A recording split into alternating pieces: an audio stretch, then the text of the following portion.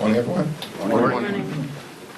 1 year into the Trump administration, the situation here in America is a complete and total disaster. Donald Trump and Republicans have failed the American people in every possible way. Cost of living is completely and totally out of control. Housing costs out of control. Grocery costs out of control. Electricity bills out of control. Healthcare costs out of control. Child care costs out of control. America is way too expensive, and Donald Trump and the Republican Party has done nothing about it.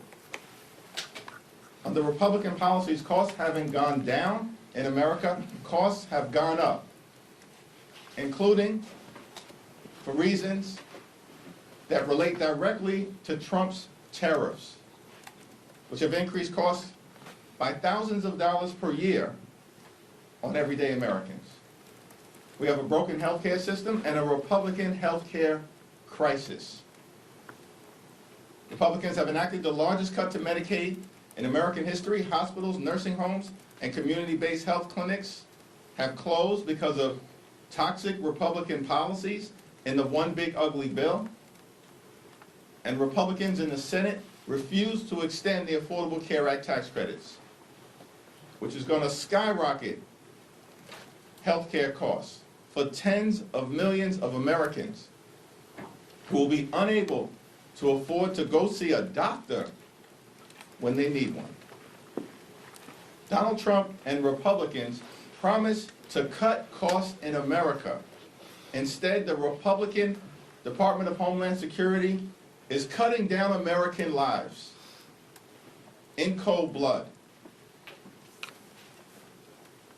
It's completely and totally unacceptable. Taxpayer dollars should be used to make life more affordable for the American people, not brutalize everyday Americans or kill American citizens.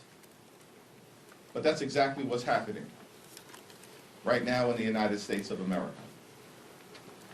Which is why dramatic change is needed with the Department of Homeland Security before any appropriations bill related to ICE or CBP proceeds. That's the Democratic position, because that's the position of the American people. Questions? Good morning, thank you. Last March, you and Leader Schumer didn't seem to be quite on the same page when there was a question of government funding here. So are you confident that what they're going to do next door is going to reflect what the position is on the House when it comes to this? Are you engaged in what he says, if they come up with an agreement with the White House to advance these spending bills, that's going to be in sync with what House Democrats would like? First of all, that question is so March of 2025. Like all the things, hold on. You asked the question, I provide the answers. All of the things that have transpired since almost a year ago, including uniform Democratic opposition to the one big ugly bill, because we objected together, House and Senate Democrats, every single one of us, to the fact that Republicans cut more than $1 trillion from Medicaid. They enacted the largest cut to nutritional assistance in American history by ripping away food literally from the mouths of children, seniors, and hungry veterans. And they did all of that so they could enact massive tax breaks for their billionaire donors, and in the same ugly bill, add $191 billion to the Department of Homeland Security, including giving $75 billion to ICE. So this killing machine could be unleashed on the American people? And you're asking me about what happened in March of 2025, when every single House Democrat and every single Senate Democrat stood against that bill? And for 43 days in the fall, during the Trump Republican government shutdown, together we raised the issue of saving the health care of the American people. And everybody knows who won the narrative in connection with the Trump Republican shutdown, because House and Senate Democrats, Leader Schumer, all of us in the House, overwhelming majority of Senate Democrats stood together. We're winning election after election after election. Republicans are being crushed. Donald Trump's approval rating is underwater, including as it relates to the economy, healthcare, and immigration. These extremists are completely and totally on the run. So yes, short answer, we are on the same page. Now, with respect to what emerges from the Senate, as is always the case, we will evaluate whatever bill comes over to us on its merits. Second row. You've said that you are going to commence impeachment proceedings against Kristi Noem if she's not fired. At what point do you say, okay, she's not being fired, we're commencing these proceedings? And have you had any conversations with Republicans that you think will rally with that effort? I have not specifically spoken to any Republican other than Speaker Mike Johnson as it relates to the appropriations bill. I did reiterate in my conversation with Speaker Johnson that we intend to proceed with impeachment proceedings if Kristi Noem is not fired. Kristi Noem is a complete and total embarrassment. She's a disgrace. And on top of all of that, she's presided over the cold-blooded killings of American citizens, like Renee Nicole Good and Alex Pretti. Unacceptable. She should have never been confirmed. Shame on every Republican in the Senate who put this wildly unqualified person into a position of significance in the Department of Homeland Security so she could unleash brutalization on everyday Americans, American citizens, and law-abiding immigrant families. It's disgraceful. She's got to go. We are dead serious. She needs to be put on ice permanently. She's got to go. And by the way, she's not the only one. Stephen Miller is the architect of Donald Trump's toxic immigration policies. He's a stone-cold liar.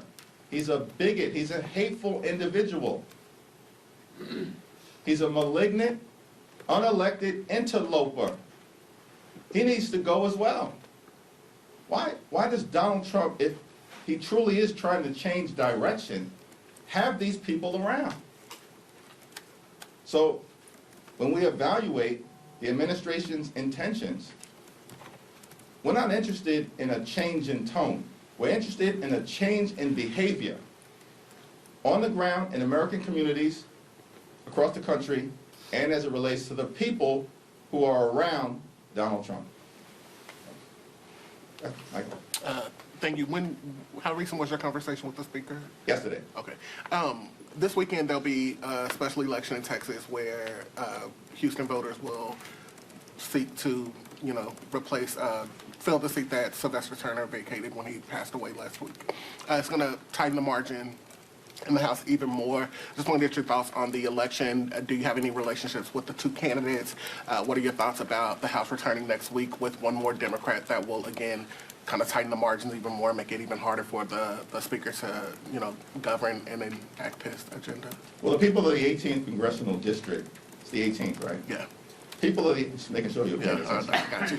People of the 18th Congressional District will decide who represents them in Congress. It's a legendary district. I mean, one of the most legendary congressional districts in the history of this country.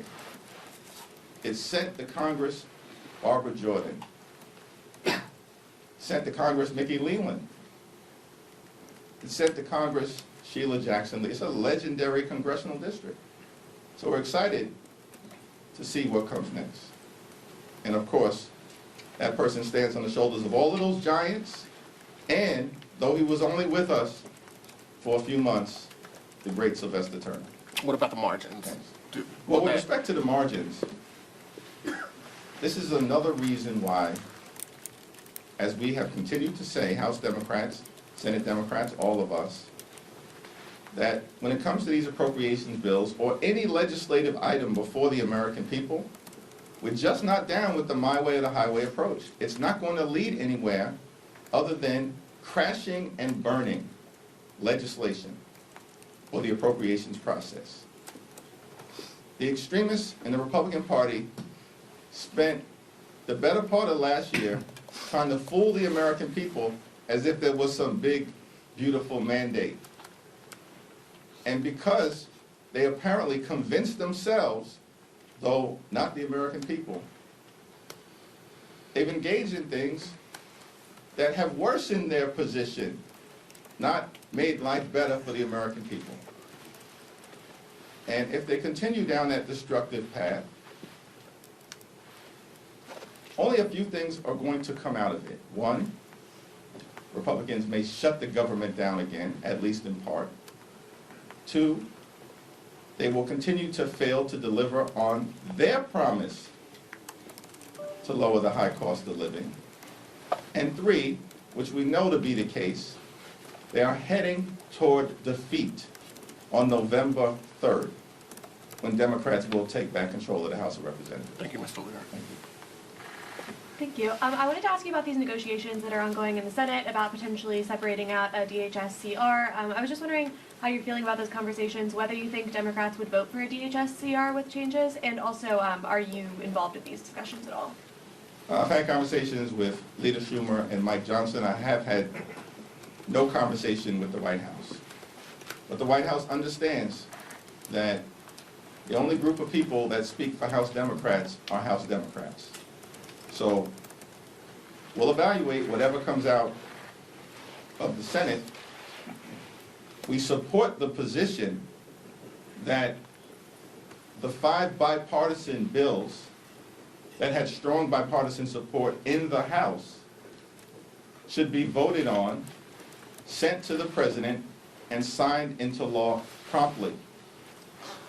The failure to do so will simply be another indication that Republicans, once again, want to shut the government down in order to try to jam their extreme right-wing policies down the throats of the American people. We know where that winds up, nowhere.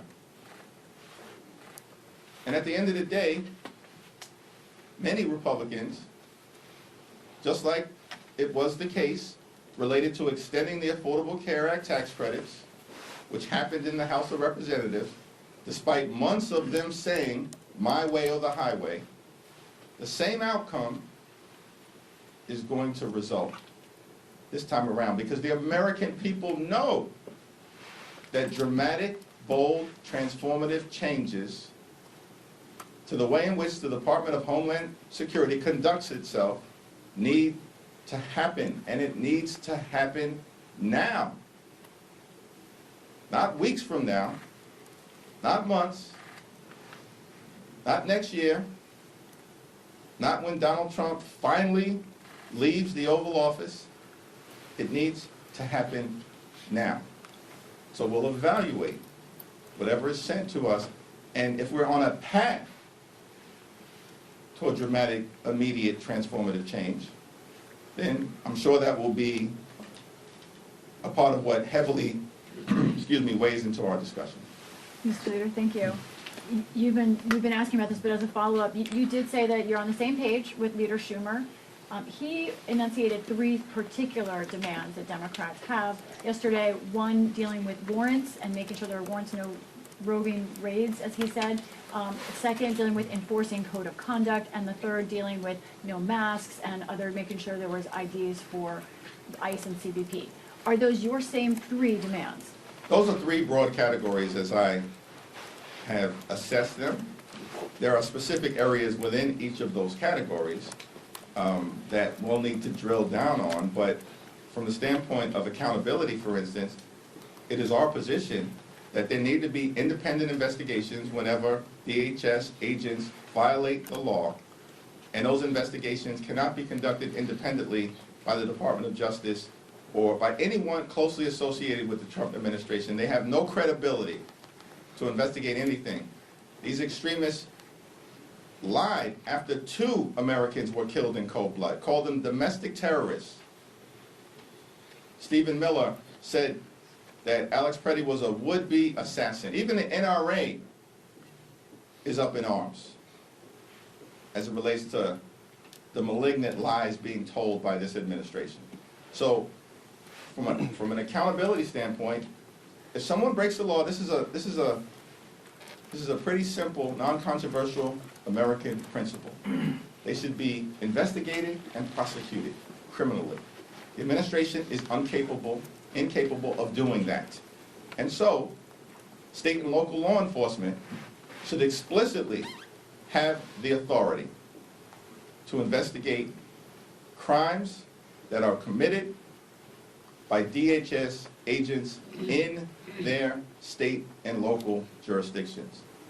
We also are strongly of the view that masks are completely and totally unacceptable. It's incredible to me that Republicans passed legislation, their signature bill, the thing that they're proudest of, the one big ugly bill, largest cut to Medicaid in American history, ripped food out of the mouths of hungry children, seniors, and veterans. And why did they do that? In part, so they could give ICE more money than they've ever been given before and unleash thousands of masked agents who are brutalizing and killing American citizens. This is the Republican priority. It's unbelievable. And so, there's a clear contrast between who they are, what they represent, who we are, what we represent. And part of the problem with the masks is that it connects directly to the lack of accountability. And if you have these masked individuals engaging in thuggery directed at law-abiding immigrant families and American citizens, it reinforces for them that they can behave with impunity. They were directed apparently to do this by Donald Trump and Kristi Noem and Stephen Miller. So that clearly has to change. And when it comes to American citizens, like, we should have an explicit prohibition that DHS cannot detain or deport American citizens, period, full stop. The American people support it. The American people also support enforcement of the Fourth Amendment.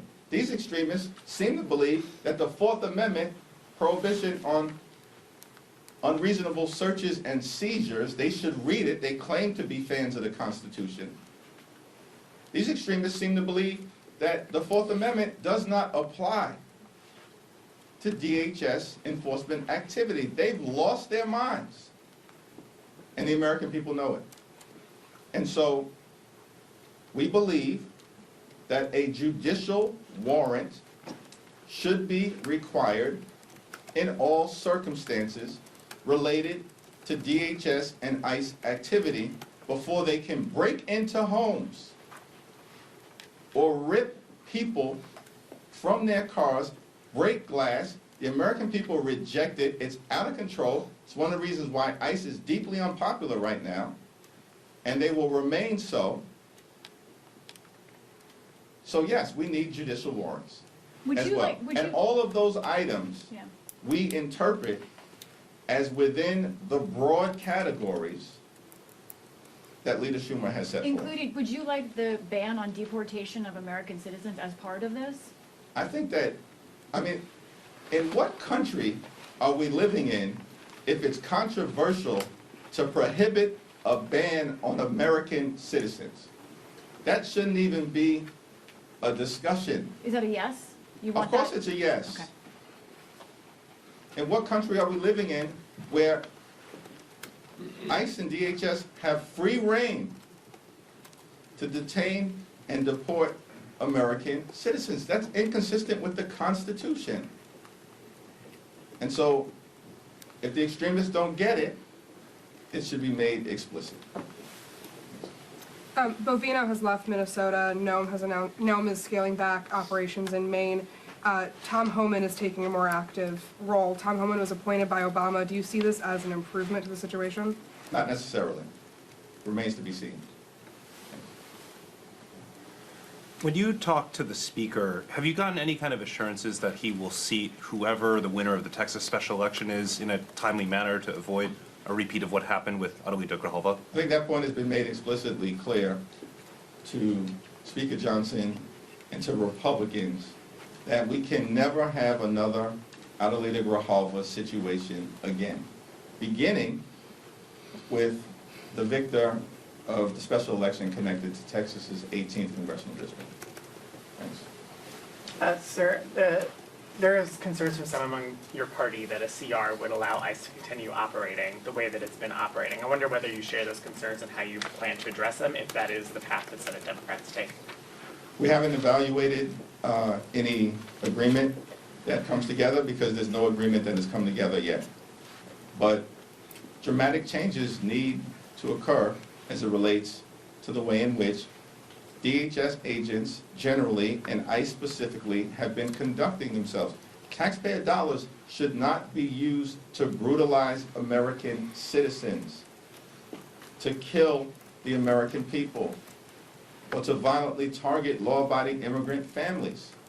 And so any agreement that comes together in the Senate will have to evaluate in its totality, including as it relates to if there is to be a continuing resolution, it cannot be endless and it cannot be long. And that's the most that I'll say about it right now. Thanks.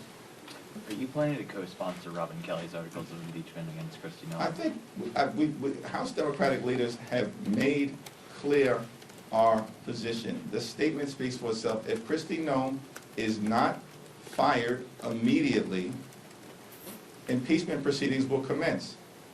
Jamie Raskin, who was the lead impeachment manager during Trump's second impeachment and forcefully and actively participated during the first impeachment, issued a statement where he made clear how he thought things should proceed.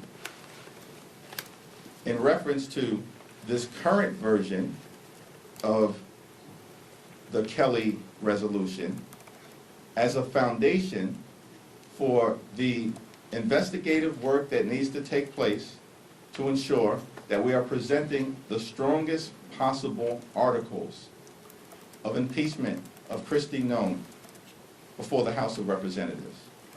We don't want a show vote. We want a successful vote. In the same way that we've had with respect to the release of the Epstein files, in the same way that House Democrats secured as it related to overturning Trump's toxic executive order that ripped away collective bargaining rights for more than 1 million hardworking federal employees, where 20 Republicans joined us. And we want a successful vote in the same way that 17 Republicans joined all 213 Democrats, despite all the cynicism and skepticism coming out of this town that House Democrats were overreaching in our demand that we're going to extend the Affordable Care Act tax credits, and we're going to do it on our terms. So we know how to move Republicans over to our position. Why? Because we're on the side of the American people. And when it comes to the possible impeachment related to Kristi Noem, it's our intention to do the same thing. Sorry. Thank you, everyone.